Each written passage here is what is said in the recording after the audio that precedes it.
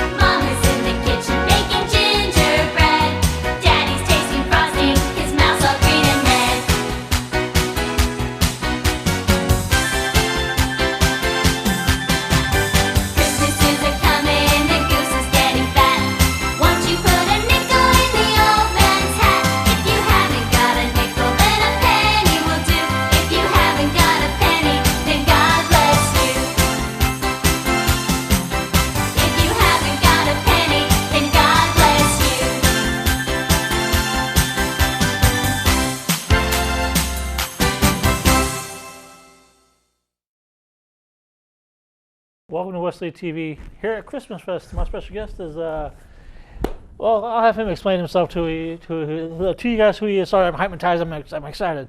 Here's my guest. So tell people a little about yourself. Hello, thank you for having me, Jeff. Oh, not a problem. So I'll tell you who I am.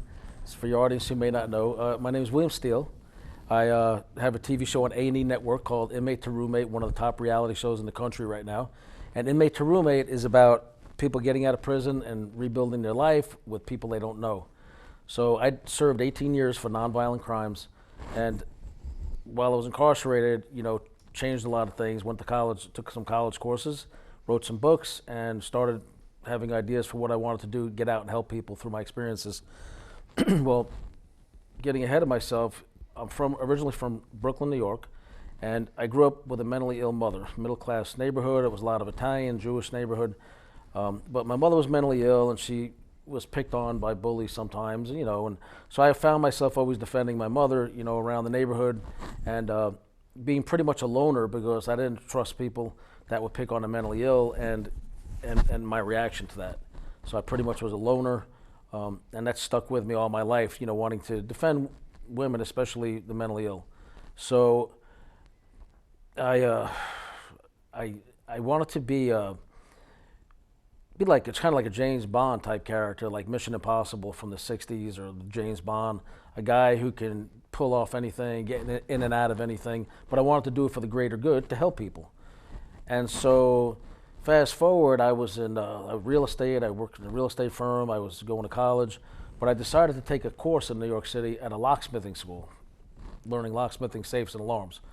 Well, I took that course, graduated top of my class, and I opened an alarm company. I was working at another locksmith shop across from the World Trade Center, the old towers at the time before they went down. And I was doing a lot of master keying, a lot of installing of alarm systems. And I was kind of dabbling in a few illegal things, I guess, but not really a lot. But there came a time when my best friend, Sammy, got killed in a car accident. And I don't drink, I don't smoke weed, I don't get high. But I looked up some friends to tell them about Sammy's death, and they were doing coke. And so they offered me some because I was very depressed about Sammy's passing, because I was supposed to have driven him the night before to a nightclub, and I passed. I stood him up. So I felt really guilt-stricken about that, and without getting too deep into it because it'll get me really choked up.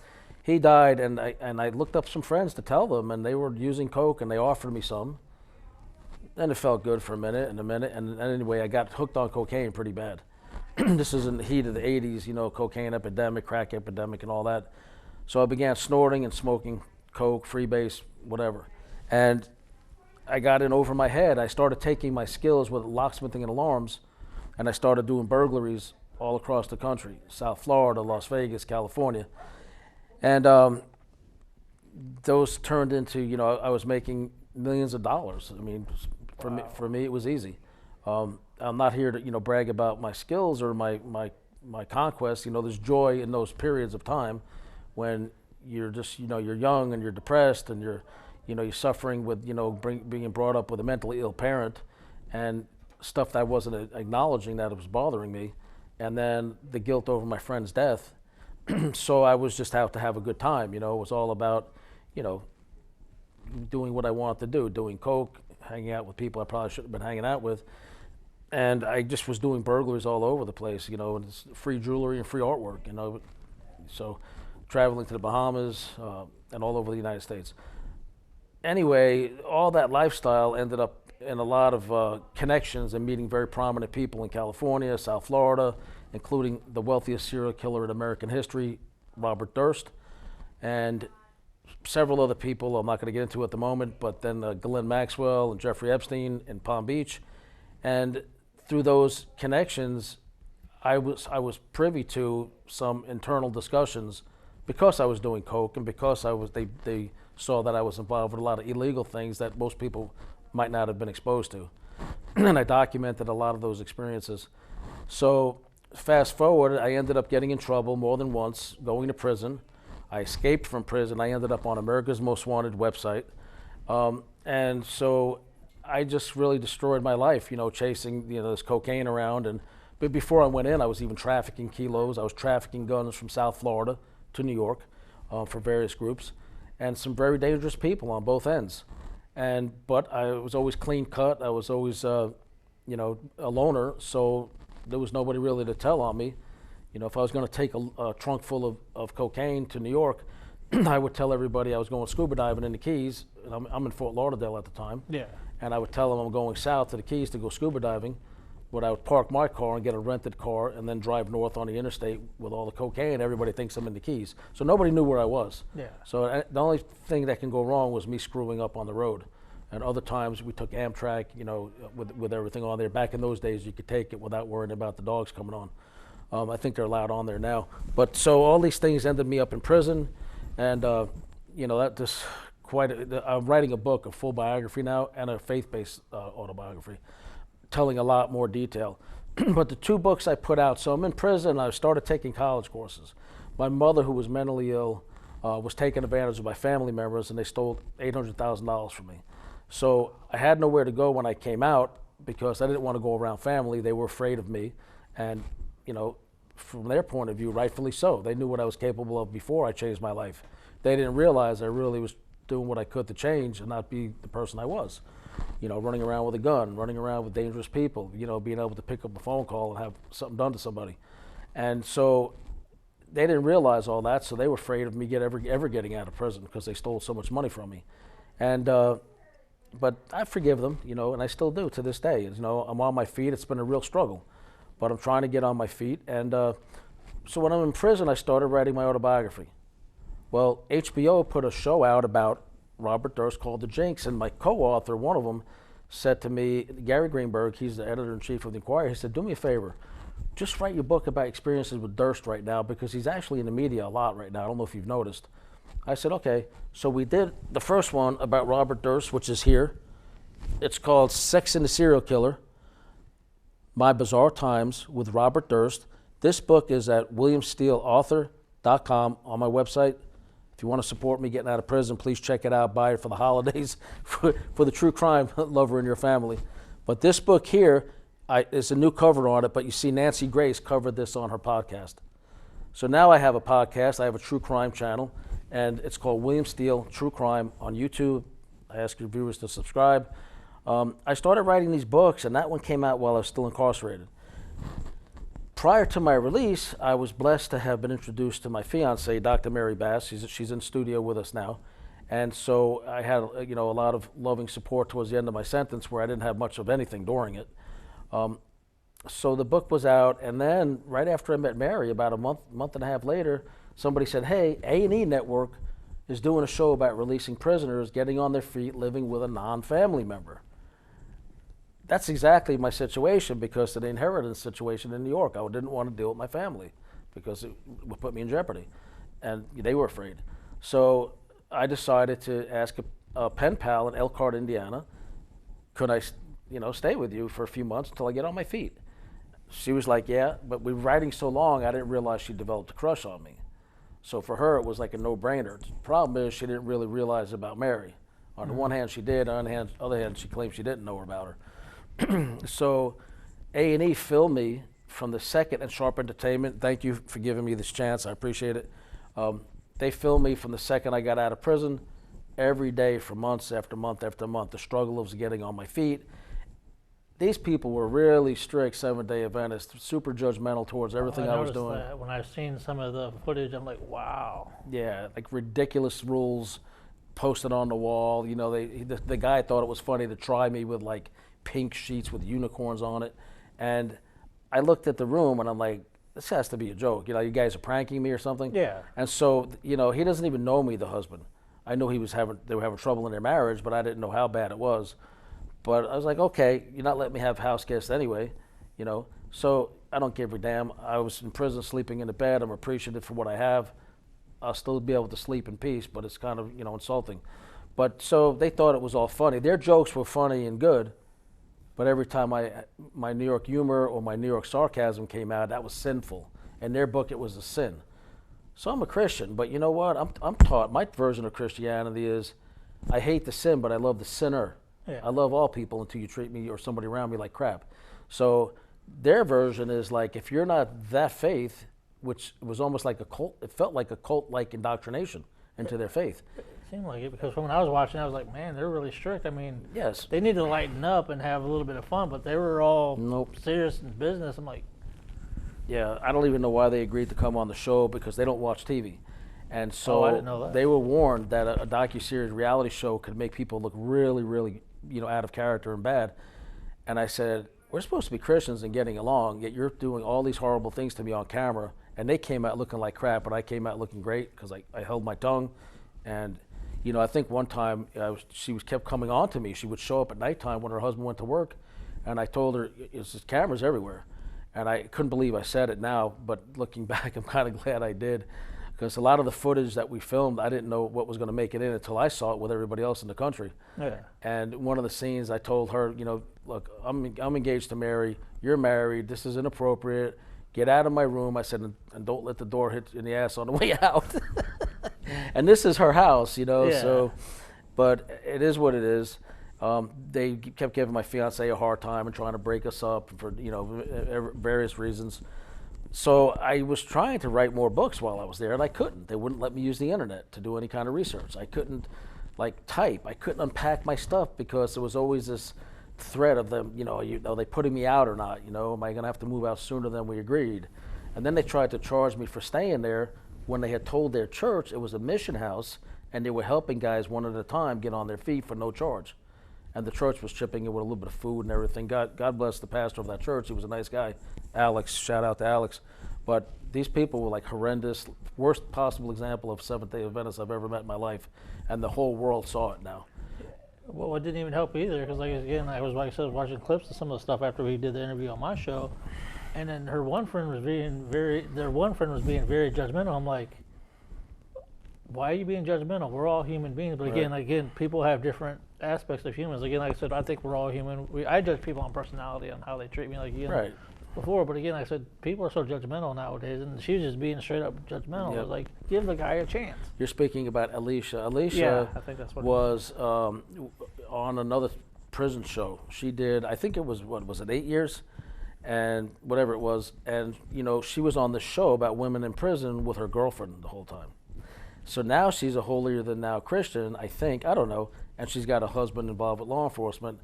So now she's involved with all these things, and she represented to help me many times, but only when the cameras were out. She gave me books and journals and stuff for getting on your feet after incarceration, dealing with addiction and all this, and for the cameras. Yeah. And then when I follow up with her, she could never take a call. She was always too busy. She was going to round me up some gift cards or whatever to get on my feet to buy some clothes. Those never materialized. They disappeared.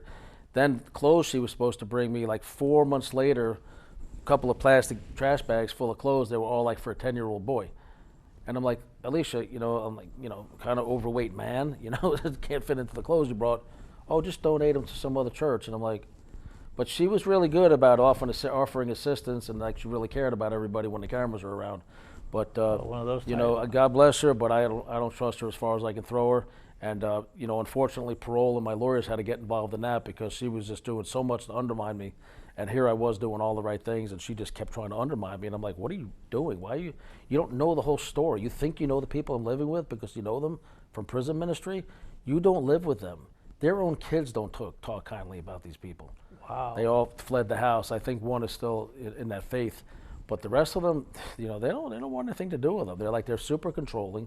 They don't get it, their way or the highway, and they're mean to people. It shouldn't Anyway, be like that. Sorry about that. I know So I had that opportunity. So after I was out a while, I finished up this book here. I don't know if we can see this on camera or not. So this is Ghislaine, Sensational and Impure. It's about Ghislaine Maxwell and Jeffrey Epstein. You'll find this at williamsteeleauthor.com and on Amazon.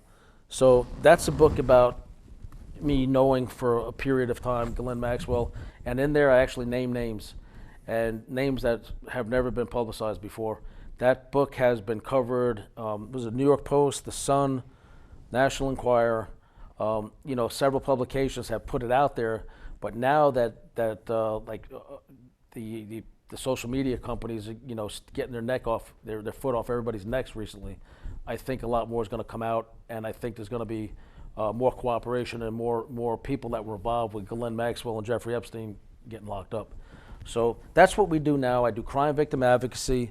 If you guys want to follow me, go to William Steele True Crime on YouTube and on Rumble. Subscribe. I want to build my channel up. And so this is just a little graphic that I signed this for fans. I don't know if you can get this on camera here. So this here is a publicity sheet that I autographed. That's a driving scene where I was learning how to drive, for the first time, and I was a getaway driver back in the day.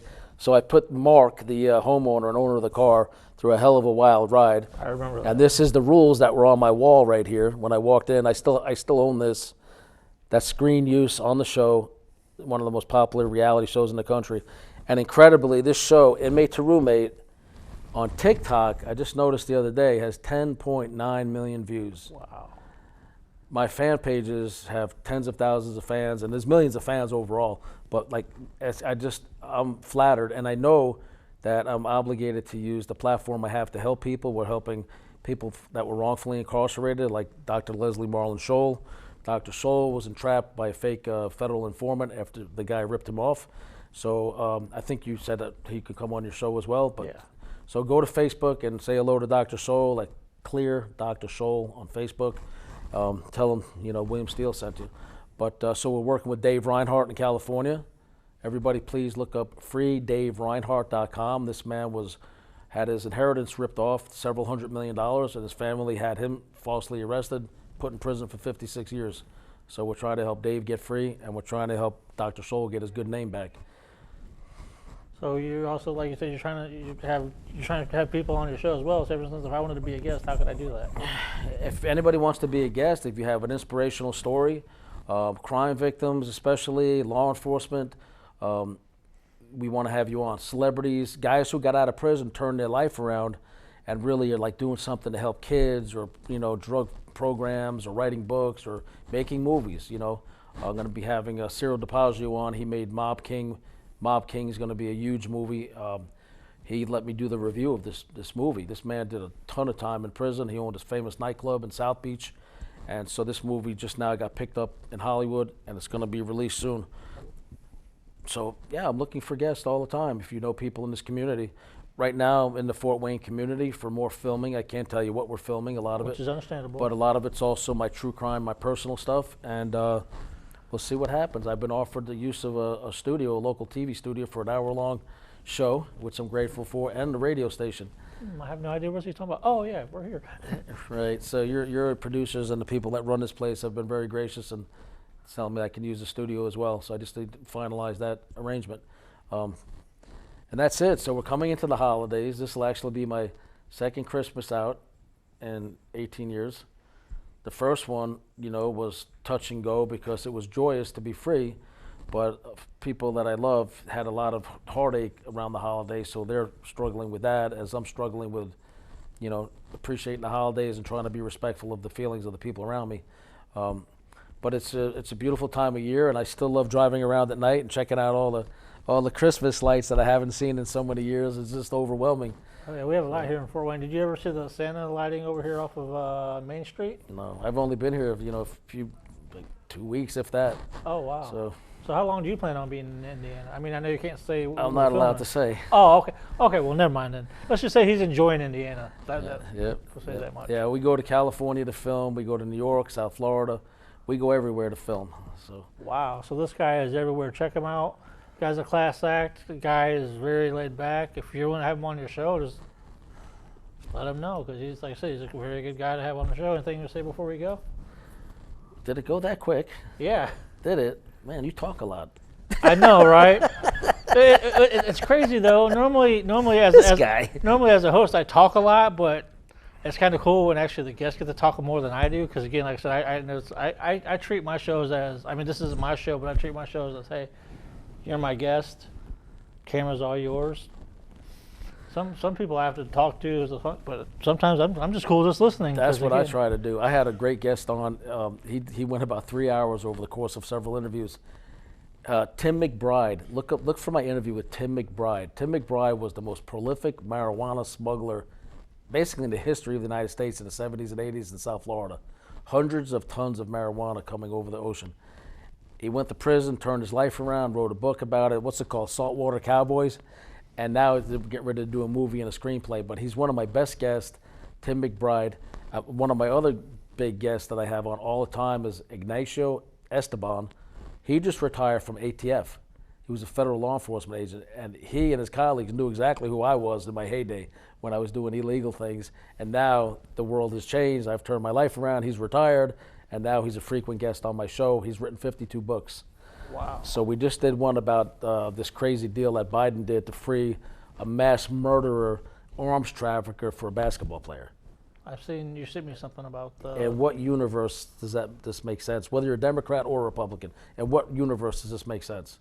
None. It's dangerous, and people are going to die as a result, unfortunately. But so it is what it is.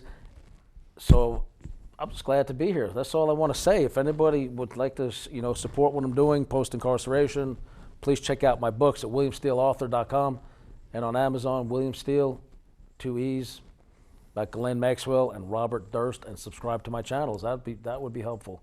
Support the guys that we're trying to help get out of prison, freedavereinhardt.com and Clear Dr. Scholl on Facebook. Follow him. If you don't, he'll follow you. No, I'm just kidding. Just follow him. He's a great guy. Again, like I said, thank you guys for tuning in for Wesley TV at ChristmasFest. See you later, and subscribe to him or else he'll come after you. In a good way. Interesting. Thank you again for having me. Happy holidays from all of us at Parkview Health. On the first day of Christmas, my Parkview gave to me a hospital in my community.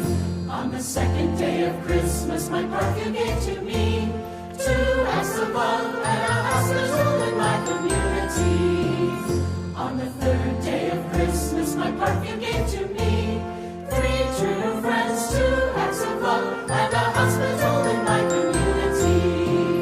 On the fourth day of Christmas, my Parkview gave to me 4 healing cures, 3 true friends, 2 acts of love and a hospital in my community. On the 5th day of Christmas,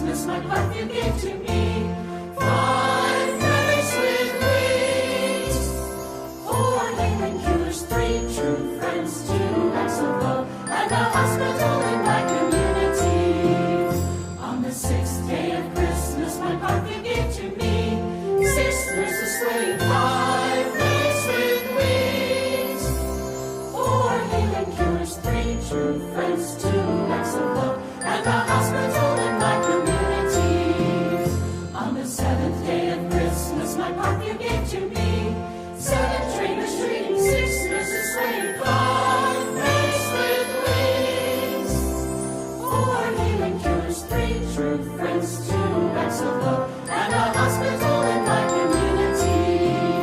On the 8th day of Christmas, my part you gave to me. 18 days swinging, 7 trainers treating, 6 nurses swaying, 5 medics with wings, 4 healing cures, 3 true friends, 2 acts of love, and a hospital in my community. On the 9th day of Christmas, my part you gave to me. 9 doctors dancing, 8 teenage training, 7 trainers treating, 6 nurses swaying, 5 medics with wings, 4 healing cures, 3 true friends, 2 acts of love, and a hospital in my community. On the 10th day of Christmas, my part you gave to me. 10 Texas sweeping, 9 doctors dancing, 8 teenage swinging, 7 trainers treating, 6 nurses swaying, 5 medics with wings, 4 healing cures, 3 true friends, 2 acts of love, and a hospital in my community. On the 11th day of Christmas, my part you gave to me. 11 ambulance diving, 10 Texas swimming, 9 doctors dancing, 8 teenage swinging, 7 trainers treating, 6 nurses swaying, 5 medics with wings, 4 healing cures, 3 true friends, 2 acts of love, and a hospital